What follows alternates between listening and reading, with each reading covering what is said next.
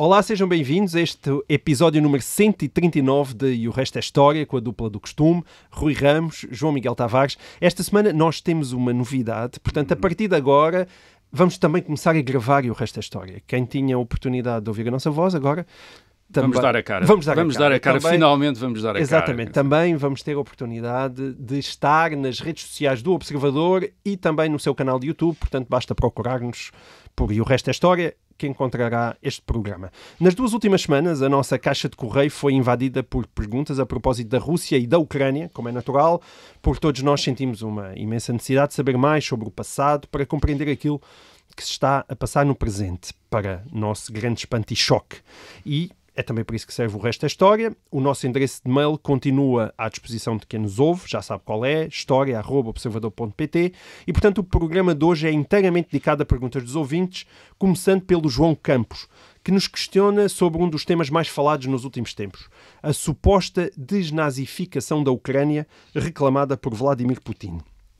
Independentemente do absurdo de a Rússia pretender desnazificar um país cujo presidente é filho de um casal de judeus, como é o caso de Zelensky, a verdade é que há, de facto, uma relação historicamente complexa entre os nacionalistas ucranianos e o regime nazi após a invasão da União Soviética em 1941, e é sobre essa relação que valeria a pena falar, Rui. O João Campos levanta 2 questões distintas e seria ótimo se conseguisses abordar ambas. Em primeiro lugar, ele quer saber mais sobre Babi Yar, que é o nome de uma ravina situada em Kiev, onde no final de setembro de 1941 mais de 30 mil judeus ucranianos foram assassinados pelos nazis.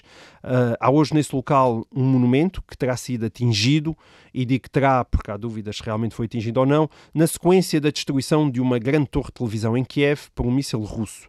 A segunda pergunta do João Campos prende-se com uma figura complexa chamada Stepan Bandera, um nacionalista ucraniano da primeira metade do século XX que, reparem bem nesta sequência, foi preso na Polónia na década de 30 pelo seu envolvimento no assassinato de um ministro, foi libertado pelos nazis quando da invasão da Polónia em 1939, foi preso de novo pelos nazis em 1941 por ter proclamado a independência da Ucrânia, foi libertado de novo pelos nazis em 1944 para ajudar a suster o avanço soviético e foi finalmente assassinado em 1959 pelo KGB com acusações de ter participado no Holocausto ucraniano e no assassinato de civis polacos.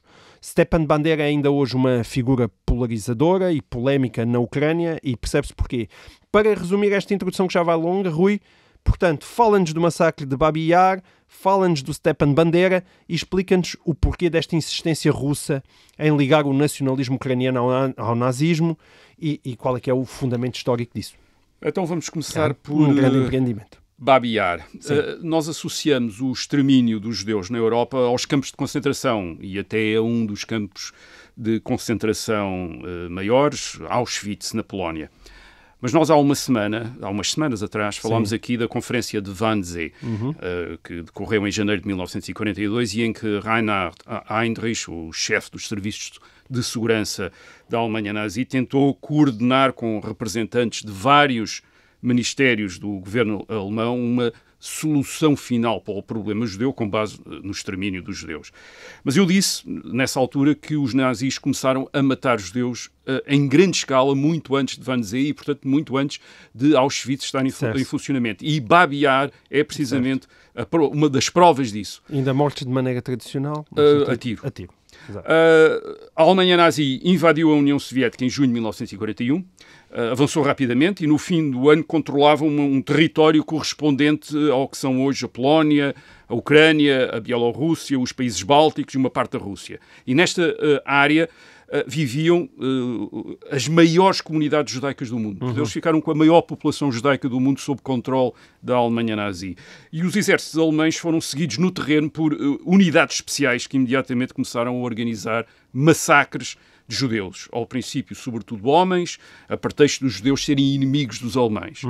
E foi o que aconteceu em Kiev em setembro de 1941. Kiev tinha sido capturada pelos alemães a 19 de setembro de 1941. Os alemães instalaram-se em Kiev, instalaram o seu quartel-general, os seus comandos em Kiev, e no dia 25 houve uma explosão no quartel-general alemão, provavelmente resultado de explosivos que tinham sido deixados pelos serviços soviéticos quando retiraram da cidade, precisamente como uma forma de sabotagem. Sim. E o que aconteceu foi que o governador militar alemão resolveu culpar os judeus da cidade de Kiev por essa explosão. Certo. E, como retaliação, organizar o massacre que é executado por grupos especiais das SS com o apoio do exército. Como é que eles organizaram o massacre? No dia 28 de setembro de 1941, a população judaica de Kiev é convocada para se dirigir para um cemitério judaico que havia próximo da ravina de Babi Yar. Não se explicou porquê, mas foram todos convocados, homens, mulheres, crianças, toda a gente. Disseram-nos para trazerem bagagens, trazerem roupas quentes. Portanto, a expectativa da população é que iria ser, dos judeus, é que iriam ser talvez deportados de Kiev para outras paragens. Certo. Não sabiam para onde. Os alemães estavam à espera que aparecessem cerca de 5 mil pessoas. Apareceram 30 mil. Quer dizer, apareceram todos os judeus de Kiev, basicamente. Resolveram obedecer às ordens. Estamos a imaginar uma população que está sob o terror de a cidade estar finalmente sob o controle dos nazis e, portanto, não quis dar aso a nenhuma ação de violência. Portanto, obedeceu. E o que é que aconteceu? Os alemães, quando os judeus iam chegando, iam sendo levados em grupos para o fundo da ravina, onde eram mortos a tiro. Eram mortos a tiro em determinado momento uns em cima dos outros, quer dizer, em camadas, portanto. E no fim, as paredes da ravina foram feitas desmoronar para enterrar os mortos. Portanto, a ravina funcionou como uma enorme vala comum. E com este método, em 2 dias, os alemães mataram cerca de 33 mil pessoas. 33 mil judeus de Kiev foram assassinados em 2 dias a tiro nesta ravina conhecido como Babi Yar. Yar quer dizer ravina em turco, Babi quer dizer a avó, portanto, a ravina da avó. Há um testemunho impressionante sobre este momento em Kiev, que é o diário de uma bibliotecária russa que trabalhava em Kiev, a Irina Koroshunova. Ela escreveu um diário da ocupação alemã em Kiev entre 1941 e 1943 e tem esta nota no dia, na quinta-feira, 2 de outubro de 1941, ela diz, o diário diz, toda a gente diz que estão a matar os judeus. Portanto, houve este rumor. Ela então já tinha visto grupos de judeus a dirigirem-se e a desaparecer, mas não sabia para onde. E depois é uma rapariga, ela nota lá, diz que é uma rapariga que, movida pela curiosidade, vai até à ravina de Babi Yar para espreitar, espreita através de uma paliçada o que é que está a acontecer e conta à Irina que viu grandes grupos de judeus, todos nus, porque eles eram todos despidos antes de serem assassinados, portanto as roupas eram aproveitadas depois, portanto eles todos nus, a serem conduzidos para a ravina. E ouvia depois os tiros de metralhadora, não sabia o que é que se estava a passar. Isto é um diário que foi publicado numa tradução francesa em 2018, chama-se Carnet de Kiev, e é impressionante, porque é uma descrição do dia-a-dia, enfim, da chegada das tropas alemãs e depois de todas estas atrocidades e a vida sob a ocupação alemã. E foi um dos grandes massacres. Foi um dos maiores massacres judeus na Europa, e o que aconteceu é que até 1976 não há qualquer monumento a marcar o lugar. Aliás, em 1961, o escritor russo Yevgeny Yevtushenko escreve um poema, Babi Yar, que começa precisamente com o verso "Não há monumentos em Babi Yar". É assim que começa. Se quiserem, podem no YouTube encontram o Yevgeny Yevtushenko a recitar este poema em russo e depois em inglês, porque ele próprio fez a tradução e traduz em inglês. É uma coisa, enfim, bastante impressionante, até porque ele já morreu, mas tinha grandes capacidades de dramatização. O Yevtushenko, em 1961, estava a escrever numa época que é a época conhecida na Rússia como de gelo, isto é, a época do governo de Nikita Khrushchev, depois da denúncia dos crimes de Stalin, e esta referência a Babi Yar tem também um sentido anti-stalinista em 1961. E porquê?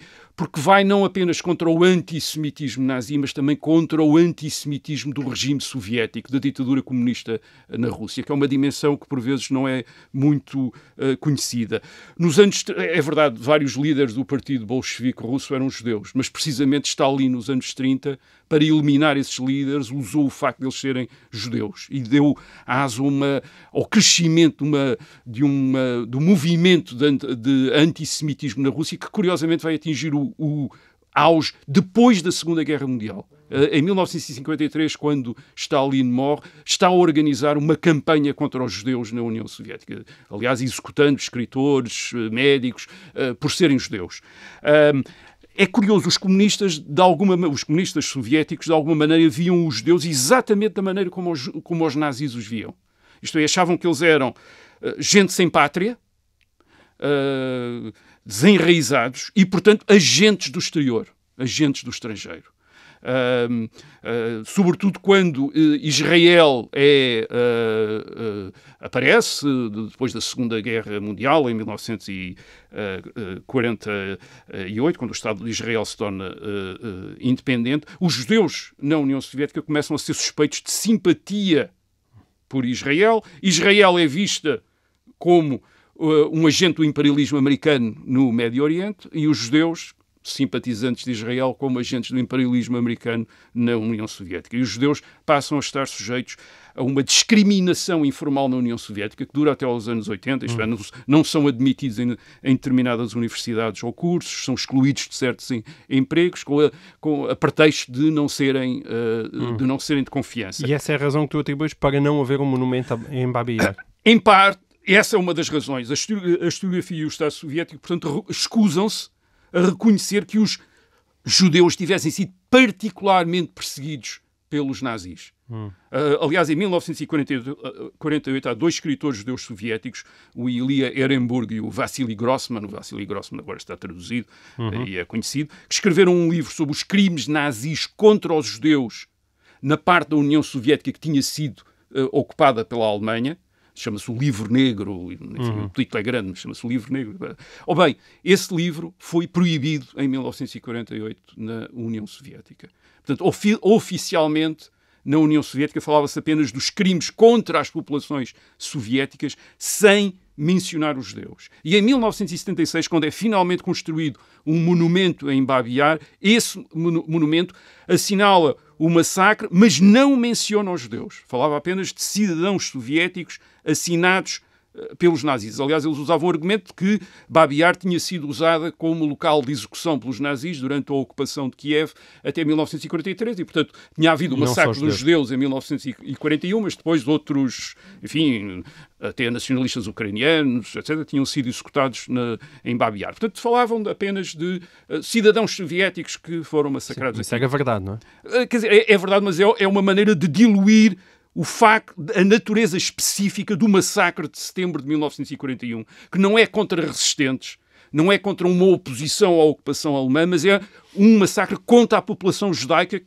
não tinha feito absolutamente nada. Isto é, são massacrados única e exclusivamente por serem judeus, não estavam a efetuar contra qualquer outra resistência. E é essa natureza específica do Holocausto que o regime soviético quer negar. Portanto, só depois do fim da União Soviética, em 1990, acaba em 1991, é que na nova Ucrânia independente se autoriza um monumento, que é um monumento que está lá agora, que reconhece que as vítimas... Um novo monumento que reconhece que as vítimas eram judeus. Agora, em relação à outra questão, portanto, que era a da propaganda, a ligação que a propaganda do governo russo tem feito do nacionalismo ucraniano ao nazismo. Bem, a primeira coisa que temos de dizer é que essa ligação é tipicamente uma continuação do modo de propaganda soviética que, a partir dos anos 1930, trata todos os inimigos da União Soviética como nazis ou fascistas. Todos os inimigos da União Soviética são nazis ou são fascistas. É assim que a propaganda soviética sempre tratou os seus críticos, os seus adversários, criticam a União Soviética, logo são fascistas ou são nazis. Mas é também o aproveitamento e a deturpação de uma situação histórica, e é dessa que vamos falar agora. Em 1941, quando os alemães invadem a União Soviética, os alemães percebem que podem explorar o imenso ressentimento que havia na população da União Soviética contra a ditadura comunista e, sobretudo, da população não russa da União Soviética. E era o caso da Ucrânia. Reparem, a Ucrânia até 1939 tinha estado dividida entre a União Soviética e a Polónia. Já falámos disso há 2 programas. Na parte soviética, que era a parte leste da Ucrânia, que tinha o seu centro em Kiev, os ucranianos tinham sido sujeitos à grande fome da coletivização dos anos 1930 e à repressão stalinista. O chamado Holodomor, não é? O chamado Holodomor. Do qual nós já falamos aqui no programa. E na parte ocidental, na parte polaca, cujo centro era a atual cidade a cidade que atualmente chamamos Lviv, e na altura era chamada Lvov e antes era chamada Lemberg, portanto já teve vários nomes esta cidade. Os ucranianos, portanto, que viviam na Polónia, na parte ocidental da Ucrânia, que então ficava na Polónia, os ucranianos tinham desenvolvido organizações nacionalistas que, quando os soviéticos invadiram a Polónia em 1939, os soviéticos invadiram a Polónia com os alemães em 1939, os alemães invadiram vindos do oeste, os soviéticos do leste, os soviéticos perseguiram, reprimiram brutalmente estes nacionalistas ucranianos. Portanto, quando os alemães chegam no fim do verão, outono de 1941 à Ucrânia, são recebidos como libertadores. E eles próprios passam a tratar os ucranianos como aliados. Os ucranianos... Mas só quando chegam houve algum trabalho? Não, é quando chegam. Quer dizer, até porque há uma parte dos ucranianos que foram sujeitos àquela fome e têm um ódio enorme aos soviéticos, e há outra parte que eram nacionalistas, que estavam na Polónia e depois foram reprimidos e também odeiam imenso os soviéticos. Portanto, os alemães não precisam de fazer propaganda entre esta gente. Eles estão... Mas juntam-se às tropas nazis? Não, o que acontece é que os alemães tentam explorar esta boa vontade que existia inicialmente para com aqueles que eram inimigos dos soviéticos, logo que foram vistos como amigos desta população que tinha sido reprimida pelos soviéticos. Aliás, nesse diário que eu referi da Irina Koroshunova, ela nota como de repente em Kiev toda a gente se fez ucraniano, como ela diz, toda a gente diz, e mesmo aqueles que eram russos dizem logo que são ucranianos, porque perceberam que os alemães os iam tratar de uma maneira melhor. Eles dizem que não foi nada fácil isso, porque, reparem, isto era uma região de imensa mistura das populações. Portanto, da mesma família, havia uns que eram ucranianos, outros que eram russos, outros que eram polacos, quer dizer, da mesma família, de acordo com os casamentos, as alianças, portanto, as famílias estavam divididas por estas nacionalidades. Mas os ucranianos muitos queriam também... ambicionavam a independência. A grande expectativa dos nacionalistas ucranianos é que a Alemanha permitisse a declaração reconhecesse uma Ucrânia independente. E eles tentam mesmo proclamar uma Ucrânia independente. Os alemães integram muitos ucranianos em unidades auxiliares do exército alemão e nas SS. Nem todos eram nacionalistas, ao contrário do que diz agora a propaganda de Vladimir Putin, segundo o historiador Timothy Snyder, que estudou esta região, nesta época, no seu livro As Terras Sangrentas. Uma grande parte dos colaboradores ucranianos dos nazis eram até gente que tinha colaborado com os soviéticos nos anos 30. E pode dizer, mas como é que eram comunistas e depois colaboraram com os nazis? Faz todo o sentido, era gente que temia retaliações quando o poder soviético caiu e, portanto, juntou-se ao poder alemão para se proteger das retaliações daqueles que tinham razões de queixa contra os Juntava-se a qualquer poder, não é?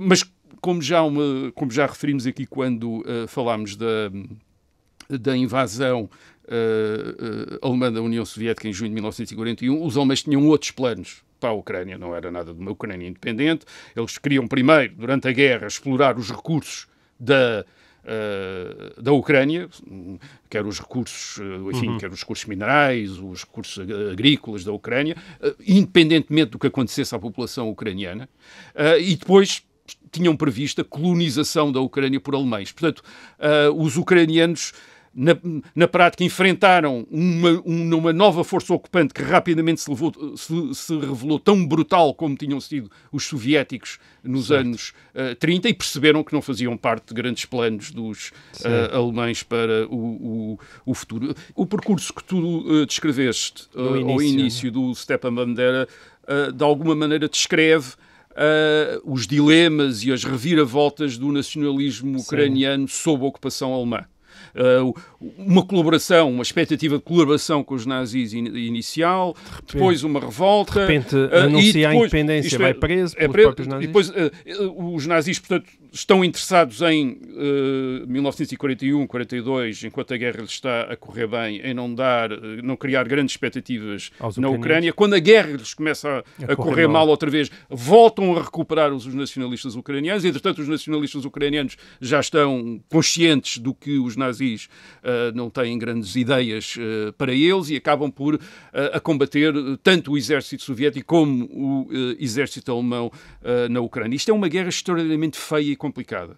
Toda a gente faz guerra a toda a gente. 1944, 45, os nacionalistas ucranianos combatem os alemães, combatem os soviéticos, combatem também os polacos, os nacionalistas polacos. Os ucranianos organizam limpezas étnicas de polacos, os polacos organizam limpezas étnicas de ucranianos. Os polacos, aquilo já estava, porque o território ainda não estava separado, estava tudo misturado. Este oeste da Ucrânia tinha feito parte da Polónia e cerca de 10% da população é polaca. Certo. Em 1944, era um faroeste. Sim. E, portanto, é preciso... E há também muita população ucraniana no resto da Polónia.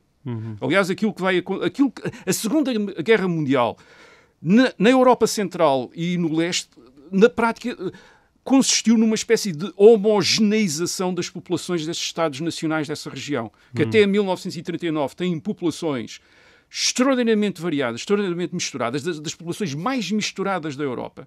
Reparem que isto eram tudo territórios que faziam parte de grandes impérios.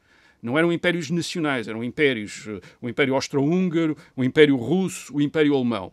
E as populações tinham-se misturado nos territórios desses impérios. Portanto, não havia uma espécie de territórios onde só havia polacos, outros onde só havia ucranianos, outro onde só havia russos. Não, as populações estavam todas misturadas. E no final da guerra? E no final da guerra o que se fez foi de separar as populações. Por exemplo, entre a Ucrânia agora soviética e a Polónia, houve uma espécie de troca de população. Os polacos expulsaram cerca de 1 milhão de ucranianos da Polónia e os soviéticos expulsaram cerca de 1 milhão de polacos da Ucrânia agora soviética. Os polacos também expulsaram milhões de alemães para a Alemanha, os checoslovacos também expulsaram milhões de alemães. Isto é uma limpeza, há limpezas étnicas em todo lado. Agora, a relação entre o nacionalismo ucraniano e os alemães, quer dizer, isto dá a autoridade, justifica dizer que o nacionalismo ucraniano é nazi. Não, quer dizer, os nacionalistas ucranianos colaboraram em determinada altura com a Alemanha nazi, mas para se libertarem da repressão soviética. Tal como a Finlândia também colaborou com a Alemanha nazi contra a União Soviética. Em 1941 atacou a União Soviética. Para quê? Para recuperar o território que tinha perdido na guerra com a União Soviética em 1940. E ninguém diz que a Finlândia é um Estado nazi por ter colaborado com a Alemanha nazi. Aliás, em termos de colaboração com a Alemanha, é preciso dizer que em toda a Europa ocupada houve colaboração. E isso inclui também a Rússia. Isto é, há imensos colaboradores russos da Alemanha nazi nos territórios ocupados pelos alemães. E mais, um dos Estados que na Europa mais colaborou com a Alemanha nazi foi a própria União Soviética. A União Soviética faz um pacto com a Alemanha nazi em 1939 que consiste, de facto, na partilha da Polónia e na possibilidade de a União Soviética ocupar os países bálticos, o que faz em 1939, 1940, e durante os 2 primeiros anos da Segunda Guerra Mundial, a União Soviética é fundamental na assistência ao esforço de guerra da Alemanha nazi. Dá-lhes abastecimentos de todo o tipo. Funciona como uma espécie de garantia que daquele lado não há ameaças, o que permite colocar todo o exército alemão no Ocidente contra a França e contra a Inglaterra. Aliás, isto é a União Soviética e os partidos comunistas na Europa Ocidental. Os partidos comunistas na Europa Ocidental condenam a guerra contra a Alemanha nazi, como, por exemplo, o Partido Comunista Francês, de tal maneira que o governo francês tem de proibir o Partido Comunista em setembro de 1939. E porquê? Porque o Partido Comunista está a sabotar o esforço de guerra contra a Alemanha nazi. E em 1940, em junho de 1940, quando a Alemanha derrota a França, a direção do Partido Comunista faz uma proposta às autoridades de ocupação alemãs para deixarem publicar a imprensa comunista que tinha sido proibida pelo governo francês. Porquê? Porque a Alemanha nazi é aliada da União Soviética, logo é aliada dos comunistas nos países onde tinha ocupado. Só em junho de 1941, quando a Alemanha nazi ataca a União Soviética, é que os comunistas franceses passam, isto é, a direção do partido, porque havia muitos comunistas franceses, obviamente, que acharam isto insuportável e até saíram do partido e para se oferecerem para a resistência, não queriam colaborar com a Alemanha. Mas só em junho de 1941 é que o Partido Comunista Francês se oferece totalmente à resistência contra a ocupação alemã. Porquê? Os comunistas eram nazis, não é isso que estamos aqui a dizer. O que estamos a dizer é que, para os comunistas, o princípio, na Europa Ocidental, o grande objetivo era derrubar os regimes capitalistas e burgueses e ajudar a União Soviética e receberam a Alemanha nazi como um aliado da União Soviética até 1941. Porque em guerra os inimigos colaboram com os seus inimigos. Foi o que aconteceu na Segunda Guerra Mundial, exatamente. A própria Grã-Bretanha e os Estados Unidos colaboraram com Stalin e com a ditadura comunista soviética a partir de 1941, quando a Alemanha nazi invadiu a União Soviética.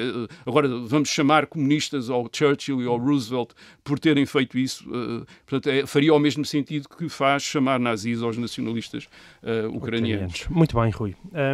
Temos mais um ouvinte, Félix Lungu, que nos enviou um mail a pedir o seguinte: para dedicar alguma atenção à questão da Guerra da Crimeia, onde entre 1853 e 1856, portanto ali a meio do século XIX, o Império Russo foi derrotado pelo Império Otomano, aliado então, portanto o Império Otomano estava aliado à França, à Inglaterra e ao então Reino da Sardenha, e, portanto, perdia assim o acesso ao Mar Negro.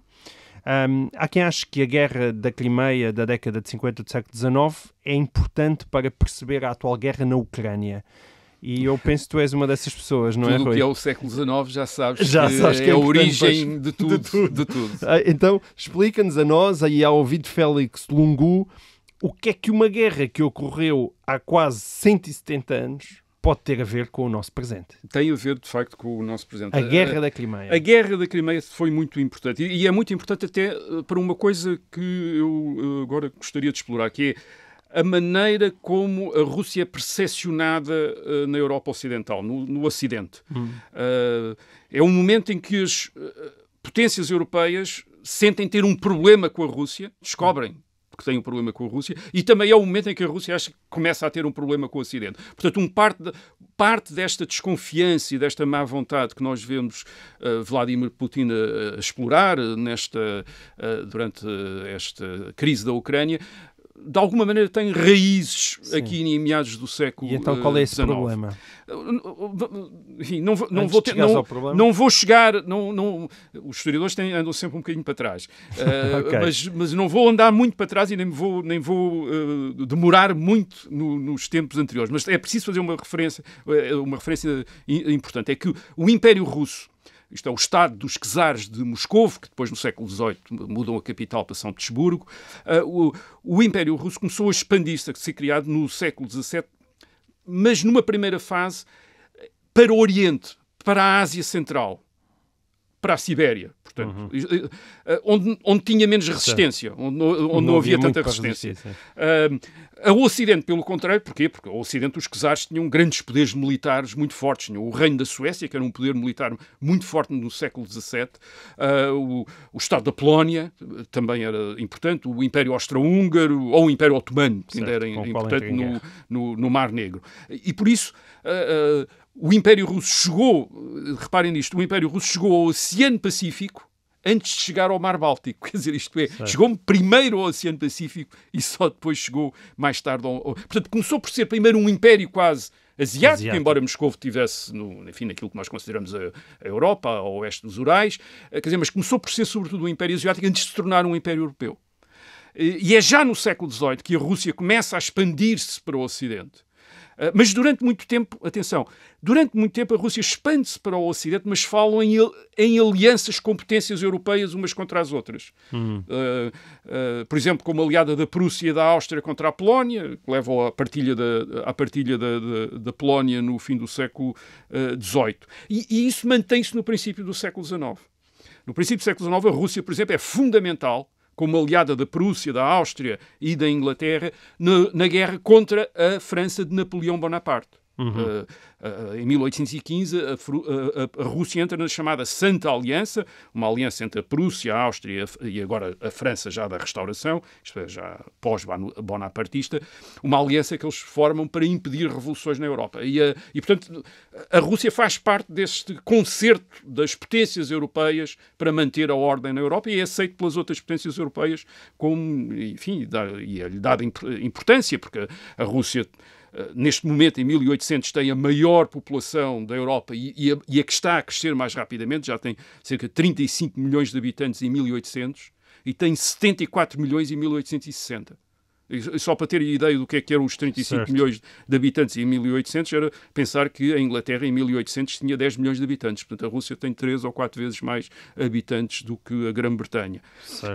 E claro, antes dos avanços da tecnologia militar, a partir de meados do século XIX, julgava-se que a massa do exército russo só por si seria imparável. Os números, ninguém poderia... Bom, o número seria ainda hoje temos essa sensação, não é? E depois, claro, a Rússia também era uma autocracia. E o czar era o defensor da Igreja Ortodoxa, portanto era um regime extraordinariamente conservador, e portanto a Rússia, na época das revoluções liberais, na Europa Ocidental, é visto pelos conservadores da Europa Ocidental como um grande aliado e, portanto, as monarquias da Europa a Ocidente da Rússia veem a Rússia como quase como um garante, em último recurso, recorrem à Rússia para acabar com revoluções. Já uma outra coisa, não é? Já uma outra coisa, diferente da Europa em si. Sim, mas aí é algo diferente da Europa, mas que mantém os equilíbrios na Europa. E viu-se isso em 1848, quando há revoluções republicanas em França, nos Estados alemães e italianos e no Império Austro-Húngaro. Os governos monárquicos ocidentais, ao princípio, não parecem capazes de dominar essas revoltas e o czar imediatamente oferece 300 mil homens para vir para a Europa Ocidental, repor a ordem e acabar com as revoluções. Não chegou a vir para toda a Europa Ocidental, mas, por exemplo, na Hungria foi as tropas russas que acabaram com a revolução na Hungria. Portanto, a Rússia é um pilar, digamos, da ordem monárquica conservadora europeia e é assim que é vista até meados do século XIX. Então, o que é que mudou? Porque estávamos a falar de 1848 e 5 anos depois temos a Guerra da Crimeia. O que é que mudou? O que mudou foi que a Rússia, animada por este papel de guardiã da ordem na Europa, pensou que podia ter um papel ainda maior. E, sobretudo, na Europa Oriental. Porque na Europa Oriental, à volta do Mar Negro, sobretudo nos Balcãs, esses são ainda territórios sobre soberania do Império Otomano. E o Império Otomano estava nitidamente a desfazer-se no princípio do século XIX. Por exemplo, os sultões em Constantinopla estão constantemente a ser atacados por vassalos no Médio Oriente, como no Egito. Falámos aqui do Egito a semana passada. Por exemplo, em determinada altura, na década de 1830, os líderes do Egito, o que é diva do Egito, propõe-se mesmo conquistar Constantinopla. Quer dizer, isto é avançar até Constantinopla. Portanto, o Império está fraquíssimo. E nessa altura, aliás, não avança porque os europeus sustentam, e os russos sustentam o Império Otomano para não o deixar cair nas mãos dos egípcios. Tu tens que explicar nessa altura até onde é que é o Império Otomano. Não, o Império Otomano basicamente inclui todo o Mediterrâneo Oriental, o Norte da África, portanto inclui aquilo que hoje é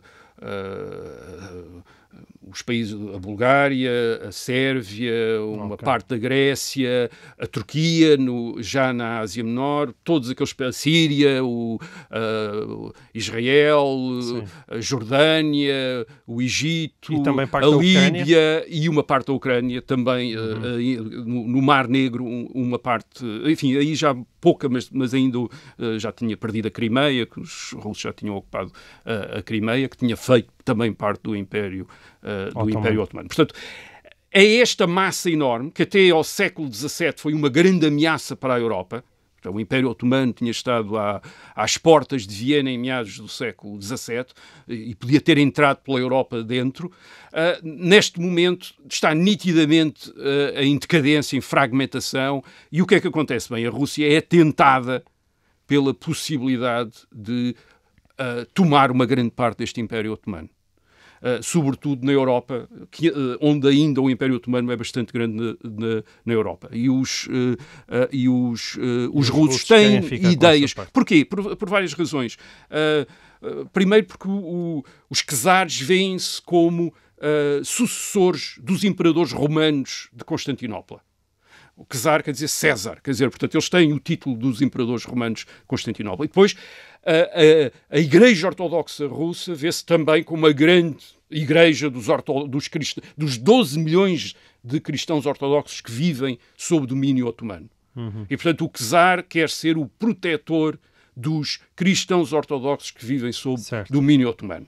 E porquê é que as outras potências não querem, não deixam? Bem, as outras potências receiam imediatamente que a Rússia, a conquistar o Império Otomano, desequilibra a balança de poder na Europa. Isto é, se torna tão grande e tão próxima da Europa Ocidental que acaba por afetar, agora já de uma outra desequilíbrio. Em vez de ser um fator de equilíbrio, tornar-se um fator de desequilíbrio na Europa. E depois há também as razões há várias razões, há outras razões depois. Por exemplo, a Inglaterra, que está a conquistar a Índia, não quer que o Império Russo se aproxime excessivamente através do Médio Oriente, porque eles imaginam isto, os russos chegam a Constantinopla e depois passam para a Ásia Menor, para o Médio Oriente, e de repente estão às portas da Índia também porque vão com todos aqueles territórios do Império Otomano. Isto é, conquistando Constantinopla, tudo o resto cairia depois em sucessão e o czar tornar-se-ia o grande imperador do Médio Oriente. Portanto, os ingleses não estão interessados nisso. E porquê é que a guerra acontece na Crimeia?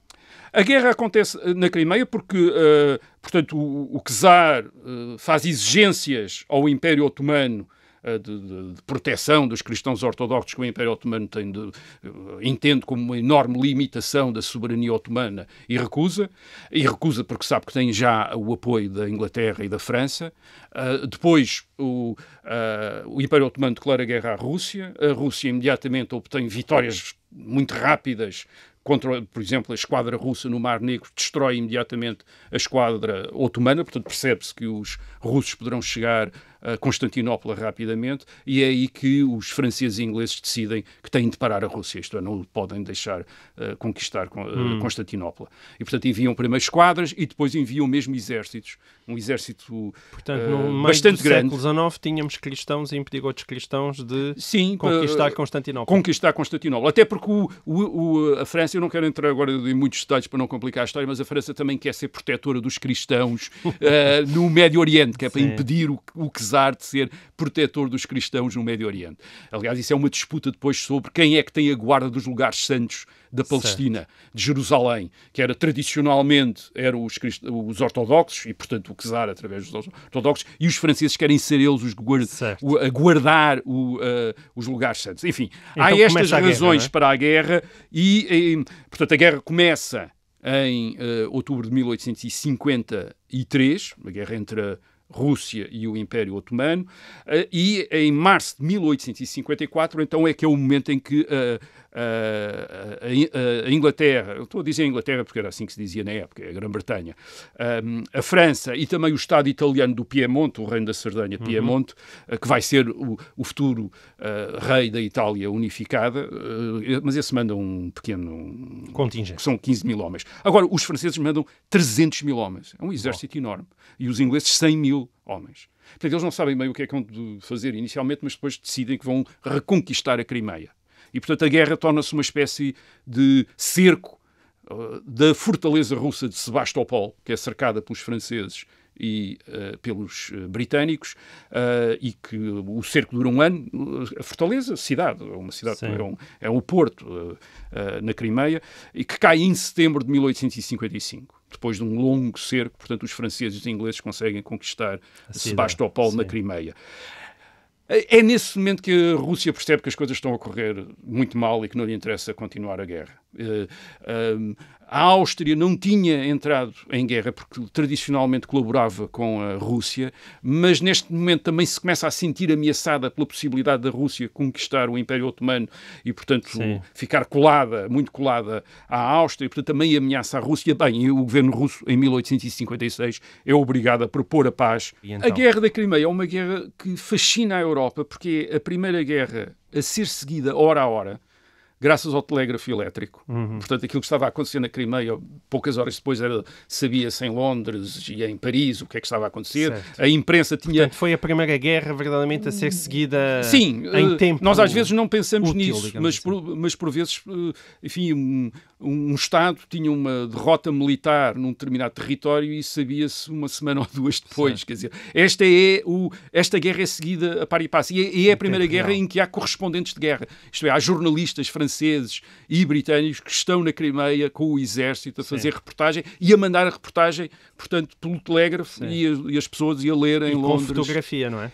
Esta é a primeira guerra fotografada, quer dizer, é a primeira guerra que foi fotografada. Havia fotografia, portanto, temos fotografias de soldados, das muralhas de Sebastopol, dos canhões, etc, etc.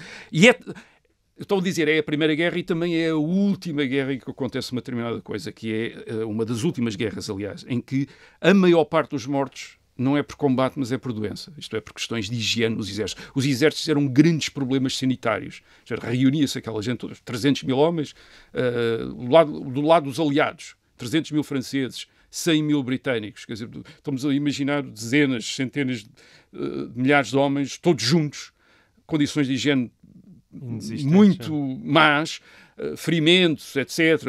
Enfim, alimentação às vezes deficiente, e aquilo eram grandes centros de espalhar epidemias, cólera e outras coisas assim, de tifos. Ao ponto, como tu estás a dizer, morrer mais gente doenças do que próprio. E esta também isto causa um impacto enorme nas opiniões públicas, por exemplo, sobretudo em Inglaterra, e começa-se a tratar pela primeira vez muito a sério de questões sanitárias nos exércitos, isto é, organizações militares, hospitais, organizar higiene, etc., porque se percebeu que era ridículo quando as doenças estavam a matar mais gente do que o inimigo.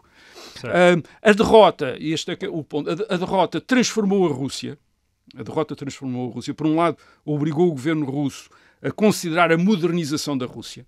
Por exemplo, é neste momento ou é na sequência da Guerra da Crimeia, que acaba a servidão na Rússia. Falámos aqui da servidão há umas semanas. As pessoas estarem vinculados às propriedades, digamos assim.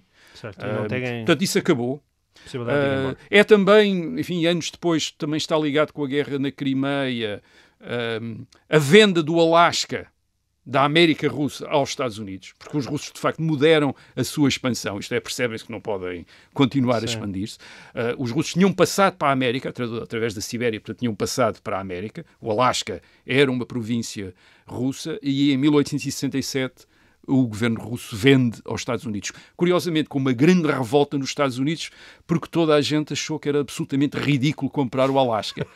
O que é que havia lá era apenas ursos, e até diziam que comprámos um gigantesco jardim zoológico de ursos, quer dizer, que não serve para nada, etc. Enfim, ainda não se Temos que contar essa história. Sabia o que é que de facto valia o Alasca. Portanto, aquilo foi uma golpada do governo americano contra o Congresso, etc., com arranjar aqueles milhões, enfim, de dólares para comprar o Alasca. Mas não contes mais, que essa história parece demasiado boa. Temos que dedicar Agora, programa ao Alasca. Por outro lado, a Guerra da Crimeia, creio que terá contribuído também, não é o único fator, mas terá contribuído também para a formação de uma nova identidade russa, muito em contraste com o Ocidente. Portanto, uma identidade que vê a Rússia já não tanto como uma potência europeia, como outras potências europeias, com territórios extra-europeus na Ásia, mas como uma potência, além de eslava, ortodoxa, euroasiática. Isto é, uma potência diferente, uma potência que não é bem europeia e que vê o Ocidente já não como algo de que a Rússia faz parte, mas como um inimigo. E depois, claro, a Rússia como um Estado prejudicado, ressentido, perseguido pelo o Ocidente. Aliás, há uma famosa carta que é enviada ao czar por um dos seus conselheiros, em que, em 1853, quando vai começar a guerra da Ucrânia, o czar já sabe que a França e a Inglaterra não concordam, e esse conselheiro diz ao czar, mas porquê é que não concorda? A guerra da Crimeia, a guerra da Crimeia, portanto, a conquista do Império Otomano. O czar já sabe que a França e a Inglaterra não concordam, e este ministro diz-lhe, mas porquê? Quer dizer, então a França conquistou a Argélia, a Inglaterra está a conquistar a Índia, quer dizer, e nós não podemos conquistar nada, quer dizer, nós somos uma ameaça. Porquê? Porque há aqui um sentimento anti-russo, quer dizer, eles não gostam de nós e são contra nós. E há alguma razão nisso, porque a guerra da Crimeia também transformou a visão da Rússia ao Ocidente. A Rússia tinha sido sempre, eu disse aqui que a Rússia, aquela autocracia ortodoxa e conservadora, tinha sido vista como aliada pelas forças conservadoras na Europa, ao ocidente da Rússia.